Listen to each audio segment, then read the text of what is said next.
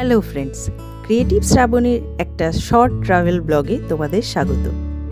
কলকাতায় শীতের সকাল, সত্যি এরপরে কোনো বাঙালিকে আর কিছু বলতে লাগে না হয়তো, কিন্তু যারা কলকাতার বাইরে থাকে বা হয়তো সেইভাবে শীতের সকাল উপভোগ করার সময় পায় না, তাদের কাছে এই সকালগুলোর মূল্য কিন্তু অন্যরকম। তাই আমিও যখন কলকাতায় এই শীতকালে এলাম, আমিও ঘরে বসে থাকতে পারলাম না।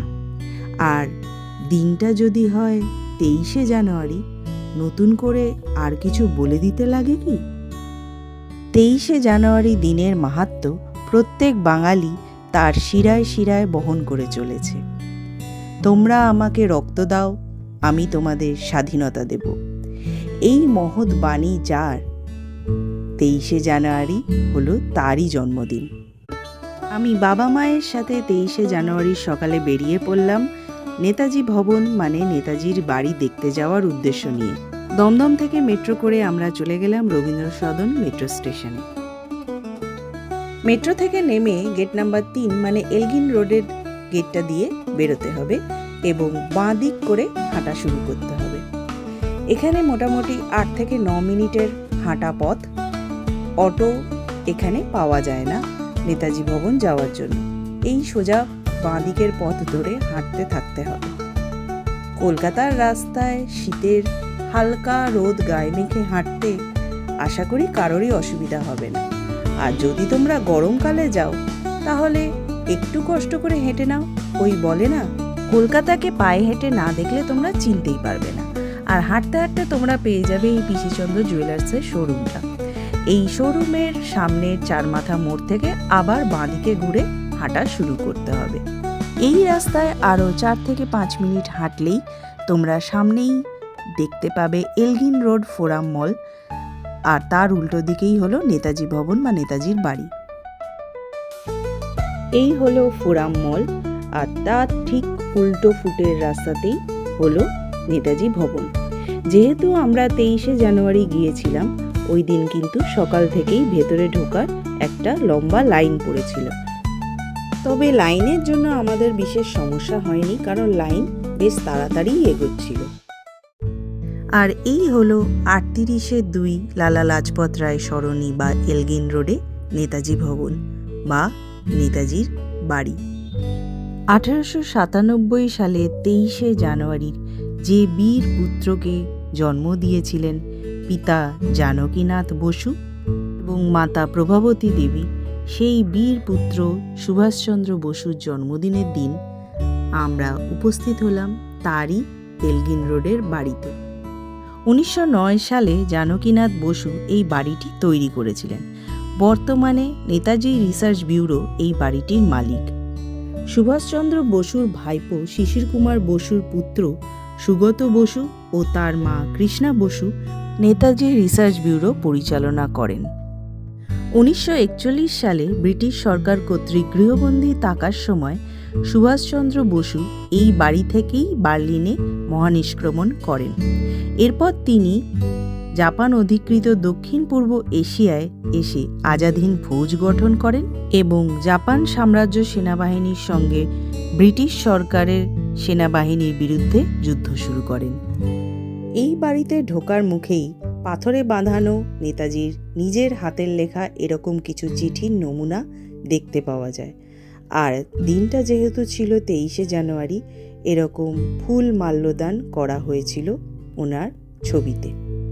এই বাড়িতে ঢুকতে কোনো প্রবেশ মূল্য লাগে না, কিন্তু দোতলার উপরে মূল মিউজিয়ামে ঢুকতে প্রবেশ মূল্য অ্যাডাল্টদের জন্য পার হেড 40 টাকা। আর এই মিউজিয়াম খোলা থাকে সোমবার বাদে প্রতিদিন সকাল 11টা থেকে সন্ধে 6টা পর্যন্ত। এবার তোমরা যে বিশেষ গাড়িটি দেখতে পাচ্ছ, BLA 7169 ওয়ান্ডারার, কলকাতার এই বাড়ি থেকে এতে করে 1941 সালের 17ই জানুয়ারিতে সুভাষচন্দ্র বসুকে কলকাতা থেকে গোমো পর্যন্ত নিয়ে যান শিশির কুমার বোস। আর এই যাত্রাকেই মহানিষ্ক্রমণ নামে আমরা ইতিহাসে পড়েছি।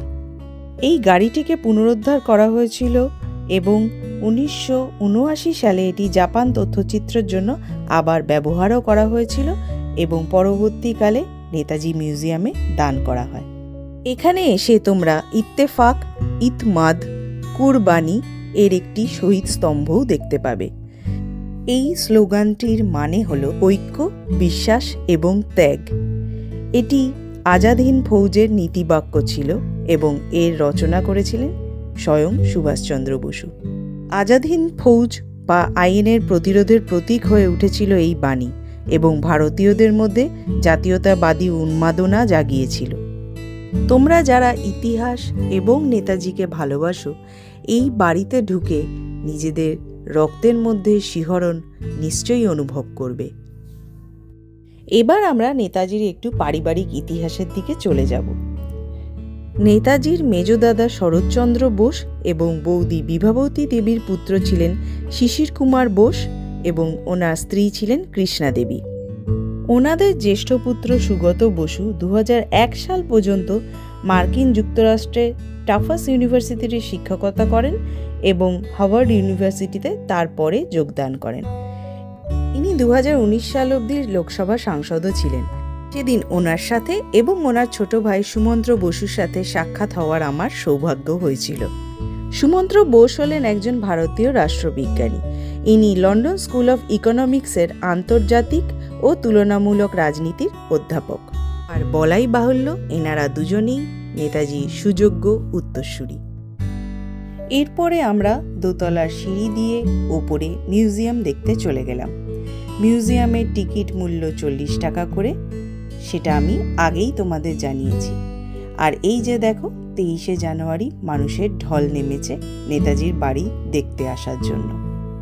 মিউজিয়ামের ভেতরে ফটোগ্রাফি অ্যালাউড নয়, তাও আমি নেতাজি রিসার্চ ব্যুরোর ওয়েবসাইট থেকে কিছু কিছু ছবি তোমাদের জন্য এখানে তুলে ধরলাম।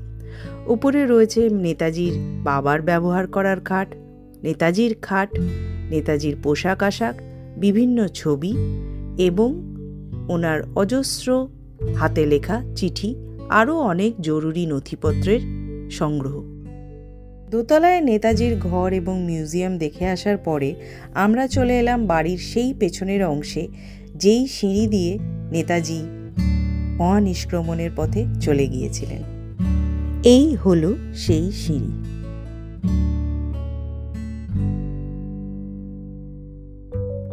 সত্যি এইসব দেখলে কার না রক্ত গরম হয়ে ওঠে। আমরাও ধীরে ধীরে বাইরে বেরিয়ে যাওয়ার উদ্দেশ্যে রওনা দিলাম, কিন্তু যাওয়ার পথেও কিছু কিছু ছবি আমাদের আবার আকর্ষণ করে নিল।